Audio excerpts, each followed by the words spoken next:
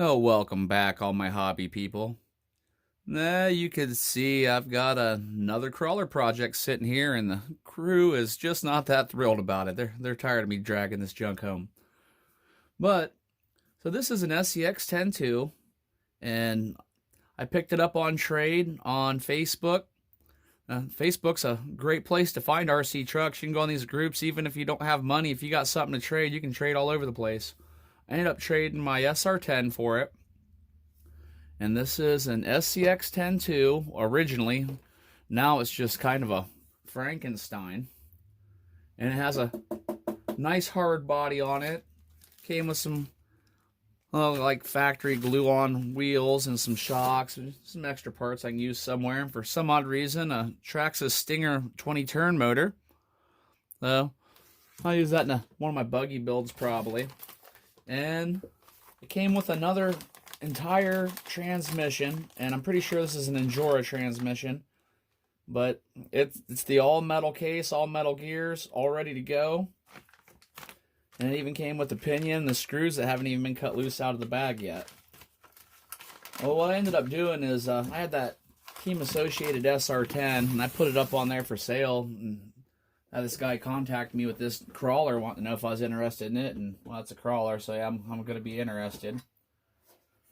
This is a little bit different. It is really all thrown together, but here's the hard body. I mean, I think it's an Injora hard body as well, and I'm gonna have to repaint that and do a more secure mounting than what they have on it right now. And they've used some sort of like a rhino liner.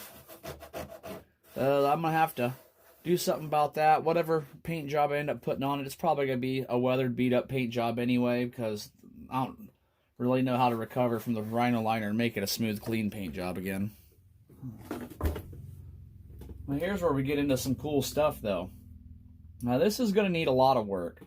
They have some decent beadlock wheels on there, and then they just have the Injora. I'm pretty sure this truck's almost all Injora upgrades. But they have the rock tire on there, the ones that are kind of like the Proline Hyrax. And yeah, they're alright tires. I've actually owned a set of these before, but they'll be getting switched out. And it looks like they have a longer suspension than originally too. They've moved the wheelbase on this, and it has brass bent lower links and aluminum upper links, which I thought was pretty cool. Now the shocks are mixed matched. I'll probably switch them all over to a set of matching Desert Lizards. Now it looks like there's maybe a Red Cat motor or something, 550 motor in there. Yeah, there's a Red Cat over on the other side. I thought it looked like a Red Cat motor. Nice metal bumper, and they have a winch on there, and the winch controller hooked up, but one of the wires is ripped loose. I'm going to move this battery tray. I don't like that flopping around there. I'll probably mount it across this way, right on this front towers.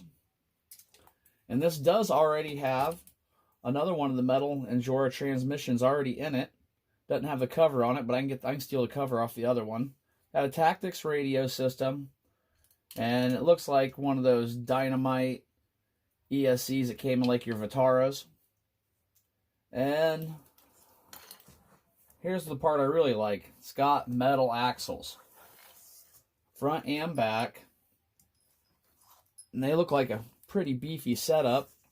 But the other thing that's cool is this is axle on servo. I know some people say, oh, that's not scale, but I love axle on servo. You get the best servo power. You don't have any bump steering or wiggle room. It's direct. I don't care for the thinner metal bar right here, but it looks like that has to be that way to get out over that differential hump. But I still might be able to make something to do with that. And it looks like they have some 20mm hex extensions on it, and a KYX Fairlead there.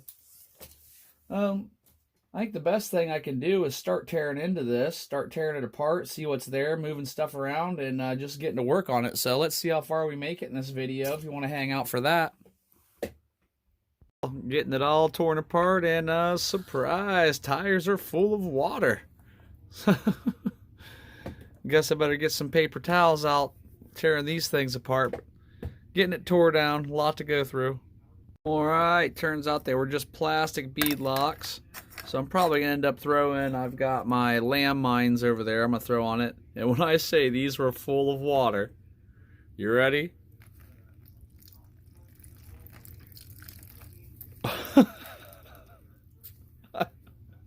I have never opened up a tire that had that much water in the foam. So we have uncovered the rest of the can of worms.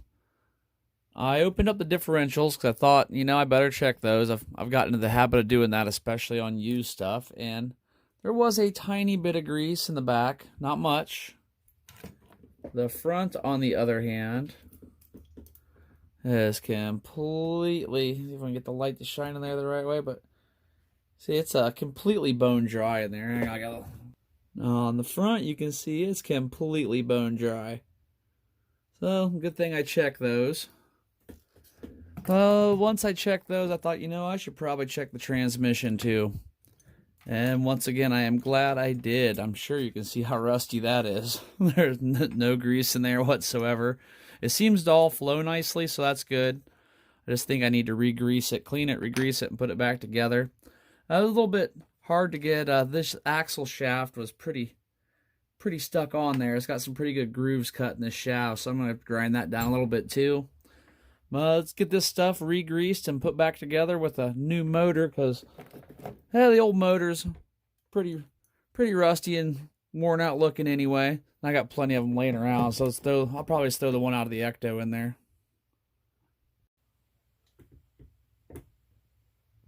Got the transmission all cleaned up, greased up, and ready to go back together.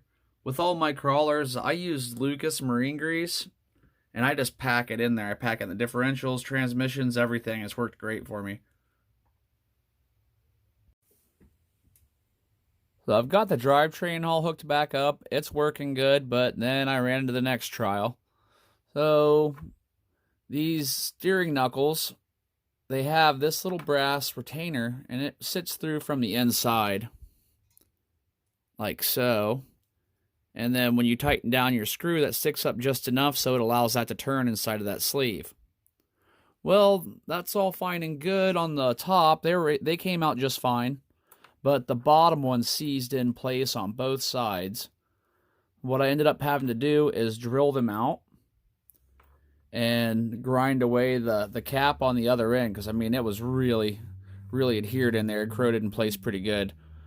So I was able to find these little pieces of brass sleeves in my spare parts, and I've already done this side, and it's all turning and working good.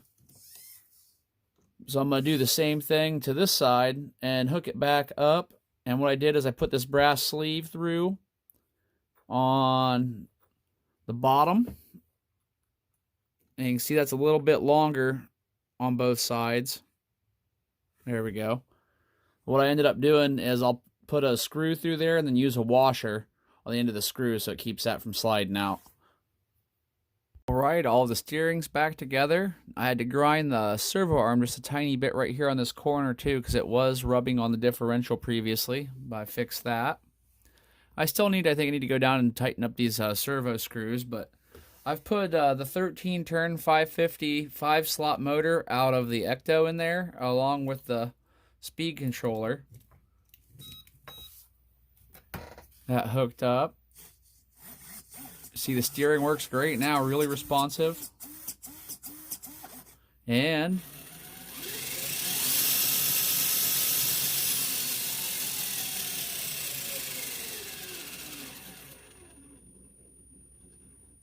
the motor and tranny systems all working very smoothly.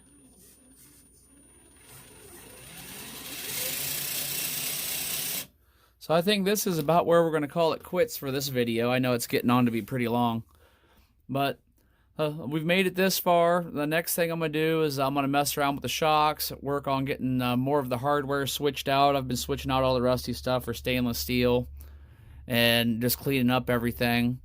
We'll get the shocks changed out, do the battery mount, which I think I'm going to end up mounting somewhere right across this way. And then after that, we will just try to get that body mounted up.